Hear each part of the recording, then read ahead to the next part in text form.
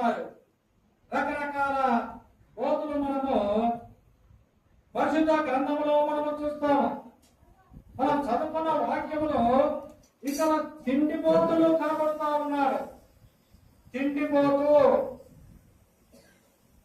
మనం చూసినట్లయితే ఆదికాండము 25వ అధ్యాయంలో మనం చూస్తాము. చూడండి, ఆదికాండము 25వ అధ్యాయము, ఆదికాండము 25వ అధ్యాయము 27వ వచనం నుంచి మనం చూస్తే, ఆ చిన్నవాడు ఎదిగినప్పుడు ఏశావు వేటాట యందు నేర్పరి అయి అరణ్యవాసిగా నుండెను. యాకోబు సాధువై గుడారంలో నివసించుచుండెను. ఇస్సాకు ఏశావు తెచ్చిన వేట మాంసము తినుచుండెను కనుక అతన్ని ప్రేమించెను. రిబ్కా యాకోబును ప్రేమించెను. ఇక్కడ ఇస్సాకు యాకోబుకు ప్రియులారా కవలలు జన్మించినారు. కవలలు కదా, ఏశావు యాకోబు అనే కవలను జన్మించినారు. ఏశావు ముందు పుట్టినాడు, యాకోబు వెనకసారి పుట్టినాడు. మరి ఏశావును తండ్రి ప్రేమిస్తా ఉన్నాడు, యాకోబును రిబ్కా ప్రేమిస్తా ఉంది.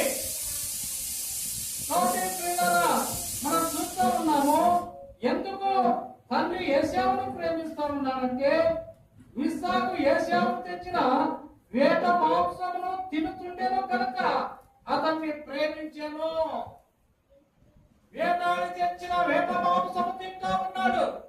తిండిపోతాయి ఏశావును ప్రేమిస్తా ఉన్నాడు కదా. ఏశావు ఏమాత్రం ఇంట్లో ఉండేవాడు కాదు, ప్రార్థన చేసుకునేవాడు కాదు, సంఘ సహవాసము కలిగిన వాడు కాదు. ఎప్పుడు వేటకు వెళ్ళేవాడు, రోజు ఒక జంతువును పట్టుకొచ్చేవాడు, ఆ మాంసాన్ని తెచ్చి తండ్రికి పెట్టేవాడు. మరి ఏశావే వండుతున్నాడో ఏమో, యాకోబే వండుకుంటున్నాడో ఏమో సపరేట్గా. మనం చూస్తే చూడండి, ఒకనాడు యాకోబు కలగూర వంటకము వండుకొనుచుండగా, యాకోబు కలగూర వంటకము అంటే ఏ కూర? చూడండి, నేను అలసిన పొలంలో నుండి వచ్చి నేను అలసి ఉన్నాను, ఆ ఎర్రగానున్న దాంట్లో కొంచెం దయచేసి నాకు పెట్టుమని అడిగాను. అందుచేత అతని పేరు ఎదోమనబడెను. అందుకు యాకోబు, నీ జ్యేష్ఠత్వము నాకిమ్మని అడగక, ఏశావు నేను చావబోతున్నాను కదా, నా జ్యేష్ఠత్వము నాకెందుకనెను. ఒకరోజు వేటకు వెళ్ళినాడు, ఏ జంతువు కనపడలే. తిరిగి తిరిగి అలసిపోయి ఇంటికి వచ్చినాడు. యాకోబు కలగూర వంటకము చేస్తూ ఉన్నాడు, చిక్కుడుకాయల వంటకము చేస్తూ ఉన్నాడు కదా. ఆ ఎర్రని కూర నాకు కొంచెము ఏ అంటున్నాడు, ఎవరు? ఏశావు అడుగుతా ఉన్నాడు. మరి ఏశావు మరి సొంత అన్నదే కదా, ఏయచ్చు కదా, కానీ నేను ఏయను, నీ జ్యేష్ఠత్వము నాకు ఇస్తే నేను వేస్తాను అంటున్నాడు. అప్పుడు ఏశావు ఏమంటున్నాడు, నేను చావబోతున్నాను కదా, నాకెందుకు ఈ జ్యేష్ఠత్వము అని ఆ తిండి కోసము తన జ్యేష్ఠత్వాన్ని అమ్ముకున్నాడు. ఎవరైనా ఉంటారా ఇంకొంచెం వాళ్ళు? కాబట్టి ఏశావు లాంటి భ్రష్టుడు వ్యభిచారి అయినా ఉండునేమో, జాగ్రత్తగా చూసుకుంటాడు. ఒక్క పూట తిండి తినకుంటే చస్తారా కదా. నేను చచ్చిపోతున్నాను కదా, నాకెందుకు జ్యేష్ఠత్వం అని ఆ తిండి కోసము అమ్ముకున్నాడు. ప్రియులారా, మన జ్యేష్ఠత్వాన్ని మరి ఎప్పుడు పెట్టినాడో ఏశావు యాకోబుకు కదా. ప్రతిరోజు ఏదో ఒక జంతువును పట్టుకొని వస్తా ఉన్నాడు. తండ్రికి పెడతా ఉన్నప్పుడు తమ్ముడికి పెట్టినాడా? ఏ ప్రాణికి అనేక సార్లు పెట్టాడు కదా, నాకు ఈ ఒక్క పూట ఏంటి ఏమని అడగవచ్చు. నాకెందుకు ఈ జ్యేష్ఠత్వం అని జ్యేష్ఠత్వాన్ని త్రోసి పొందుతా ఉన్నాడు. అందుకు యాకోబుని జ్యేష్ఠత్వం లేడు, నాకిమ్మని అడగగా, ఏశావు నేను చావబోతున్నాను కదా, నా జ్యేష్ఠత్వం నాకెందుకు నేను యాకోబుని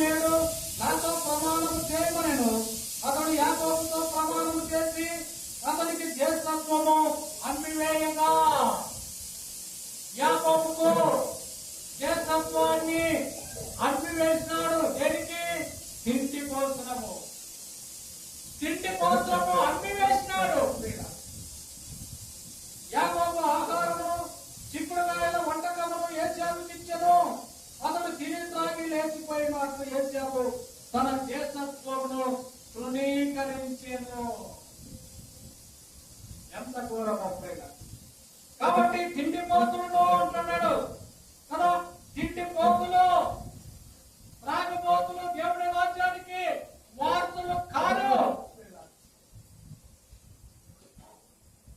ప్రియులారా, ఈ యొక్క మధ్యాహ్న సమయంలో నీవు నేను గమనిస్తాము. మనం తిండిపోతులుగా ఉంటున్నామా? ఏశావు కేవలం ఒక పూట తిండి కోసము తన జ్యేష్ఠత్వాన్ని అమ్ముకున్నట్లుగా మనము చూస్తున్నాం. చూడండి, ఫిలిప్పీలకు రాసిన పత్రికలో మనం చూస్తాము. ఫిలిప్పీలకు రాసిన పత్రిక 3వ అధ్యాయము 19వ వచనము. నాశనమే వారి అంతము, వారి కడిపే వారి దేవుడు కదా. వారి కడిపే వారి దేవుడు. కడుపు నిండితే సాగు కాదు. ఎవరు ఏమైపోయినా సరే, ఏది ఏమైపోయినా సరే, వారి కడిపే వారి దేవుడు. పుష్టిగా ఉండాలి, అంతే. కడుపు నిండా ఉండాలి. ఏది ఏమైపోయినా పర్వాలేదు అంటున్నాడు. వారి కడిపే, నాశనమే వారి అంతము, వారి కడిపే వారి దేవుడు. ఎవరు నాశనం అయిపోయినా, ఎవరు ఏమైపోయినా పర్వాలేదు, వారి కడిపే వారి దేవుడు.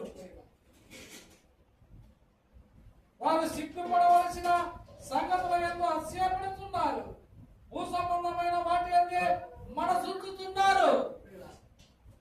భూ సంబంధమైన వాటి యందు మనసుంచుతా ఉన్నారు. ఎవడో ఎక్కడో భోజనం పెడతా ఉంటే ప్రియులారా అక్కడికి వెళుతా ఉన్నారు. పౌరు పిల్లలు అక్కడికి వెళ్ళి తింటా ఉన్నారు. ఒక పూట భోజనము భ్రష్టు పట్టిపోతా ఉన్నారు. పిల్లలు భ్రష్టు పట్టిపోతా ఉన్నారు. వారి కడిపే వారి దేవుడు. ఎవరికి తెలిసి కూడా పోయి తింటా ఉన్నారు. వారి కడిపే వారి దేవుడు. ఒకసారి ఒక సేవకునికి ఆ సంఘములో ఉన్న ఒక సభ్యుడు,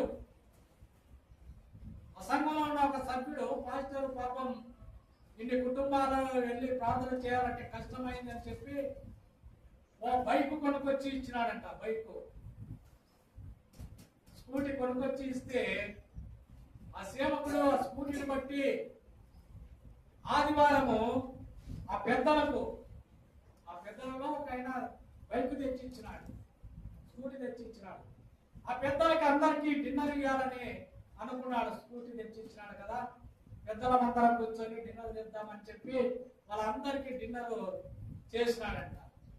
చేసిన తర్వాత వాళ్ళందరినీ పిలుచుకున్నాడు. పెద్దలనల్లా పిలుచుకొని ఆయన మాంసం వేసేటప్పుడు ఏం చేసినాడంటే, ప్రియులారా ఈ బైక్ తెచ్చిన వానికి కొంచెము ఎక్కువ వేసినాడంట మాంసం. కొంచెం ఎక్కువ వేస్తే పక్కన ఉన్నవాడు అలిగినాడంట, ఎందుకు వానికి ఎక్కువ వేసినాడు అని చెప్పేసి అప్పటి నుంచి సంఘానికి రాకుండా మానేసినాడంట. తిండి కోసము సంఘాన్ని మానేసేవాళ్ళు ప్రియులారా మనం చూస్తా ఉన్నాము. చూడండి, రోమీయులకు రాసిన పత్రికలో మనం చూస్తాము. రోమీయులకు రాసిన పత్రిక 16వ అధ్యాయము 18వ వచనము.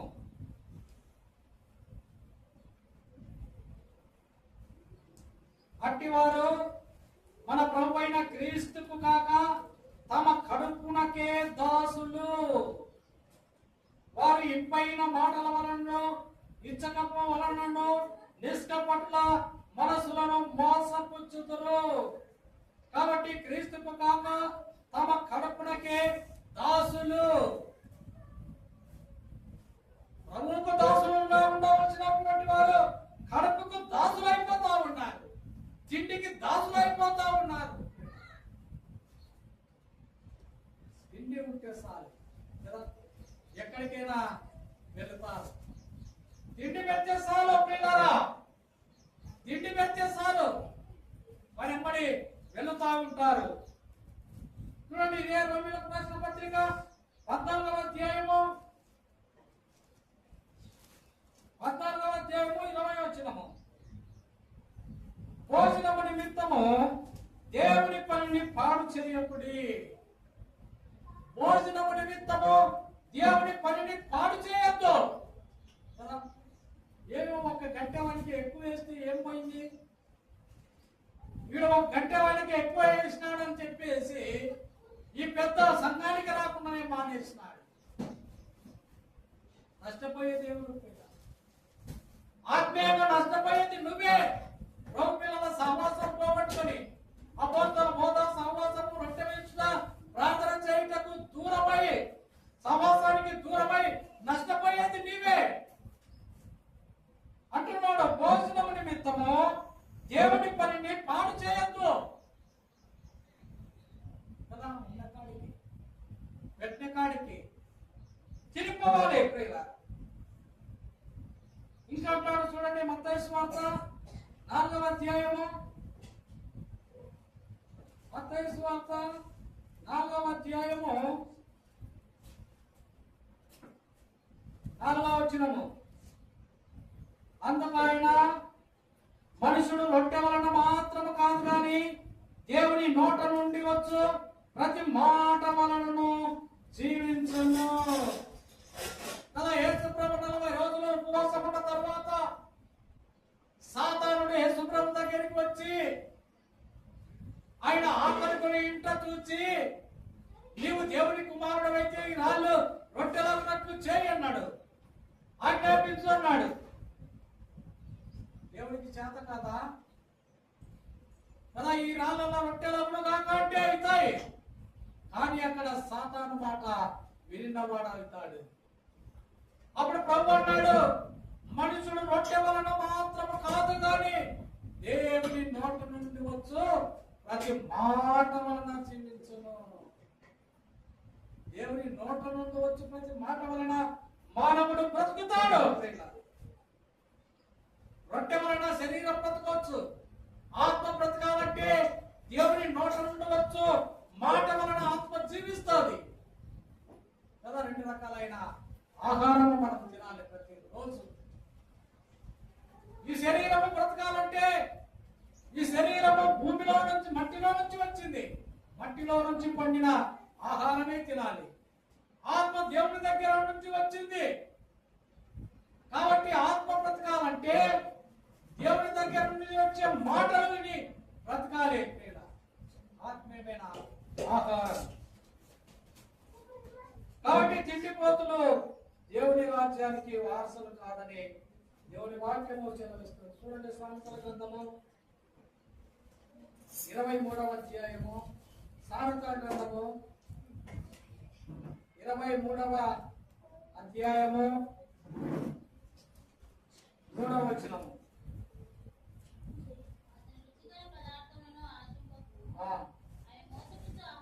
కాబట్టి పిల్లలు అతని రుచిగల పదార్థములను ఆశింపకుము కదా. రుచిగల ఆహారం ఎవడైనా చేసి అది విగ్రహాలకు అర్పించేది కావచ్చు. అతని రుచిగల ఆహారమును ఆశింపవద్దు. దానియేలు ప్రియుల బబులోనులో ఉండేప్పుడు రాజు భుజించు ఆహారము నాకు వద్దు అన్నాడు. అది అపవిత్రమైనది, నేను తినను అన్నాడు. రాజు తినే ఆహారం ఎలా ఉంటుంది? తక్కువ ఆహారం తింటాడా? తక్కువ ఆహారాన్ని తింటాడా? మంచి బెటరైన ఆహారం తింటా ఉంటాడు. ఆ ఆహారాన్ని దానియేలు విసర్జిస్తా ఉన్నాడు. నాకు వద్దు అని అంటా ఉన్నాడు. ఇవాళ చూస్తా, రుచిగల పదార్థములను ఆశింపకుము. ఆశించవద్దు. వాడు అన్యుడు, విగ్రహాలకు అర్పించిన ఆహారాన్ని అది ఎంత రుచికరదైన కనుక నువ్వు ఆశింపకూడదు. ఇదే సామెతలు 23:30 వచ్చినాము చూద్దాం. 30 వచ్చినాము. ద్రాక్షారసంతో రుచి వారికే కదా కలిపిన ద్రాక్షారసము రుచి చేరు వారికే కదా అని అంటున్నాడు. 21 వచ్చినాము. తాగుబోతులను తిండిపోతులను దరిద్రులగుదురు. నిద్రమత్తు చింపిరి గుడ్డలు ధరించుటకు కారణమగును. తాగుబోతులు తిండిపోతులు దరిద్రులు అవుతారు. అలా కూర్చొని తింటే కుప్పలు కూడా కరిగిపోతాయంట. కుప్పలు కూడా కూర్చొని తింటే ఏ పని చేయకుండా నిష్కారణంగా కూర్చొని తింటా ఉంటే కుప్పలైనా తరిగిపోతాయి, ఏమైనా అయిపోతాయి. అంటే వారు దరిద్రులు అవుతారు. ఆస్తి అంత పోయినాక ఏం చేస్తావు? దరిద్రం అంత పోయినాక నీ కాడ ఉండేది ఉన్నంతసేపు తింటావు. తప్పైన కుమారుడు తన తండ్రి దగ్గర నుండి తీసుకొని పోయినాడు ఆస్తి కదా. విచ్చలవిడిగా తిరిగినాడు, వేశ్యలతో తిరిగినాడు, అంతా అయిపోయింది. దరిద్రుడైపోయినాడు. తినడానికి తిండి లేదు, కట్టుకోవడానికి బట్టలు లేవు. చివరికి ప్రియులారా పందులు తినే ఒట్టును ఆశించినాడు. ఎంత దరిద్రమైన! ఒకప్పుడు ఐశ్వర్యవంతుడే. కాబట్టి ప్రియులారా తాగుబోతులు తిండిపోతులు దరిద్రులు అంటారు. నిష్కారణంగా తినకుండా కూర్చుంటే, నిష్కారణంగా తాగుకుంటా కూర్చుంటే దరిద్రులు అయిపోతారు. చింపిరి గుడ్డలు ధరించుటకు కారణమగుదులోని ఎవరి వాక్యము సెలవిస్తా ఉంది. కాబట్టి ఉదయకాలమున మనం తిండిపోతులుగా జీవిస్తా ఉన్నామా? నేను ఒకసారి గమనించవలనని ప్రభుపేట మనవి చేస్తా ఉన్నాను కదా. మొట్టమొదటి పోతు ఎవరంటే తిండిపోతు. రెండవ పోతు ఎవరంటే త్రాగుబోతు. ప్రియులారా చూడండి, మనం చూస్తాం కీర్తన గ్రంథము 69వ అధ్యాయము 12వ వచనము. కీర్తన గ్రంథము 69వ అధ్యాయము 12వ వచనం.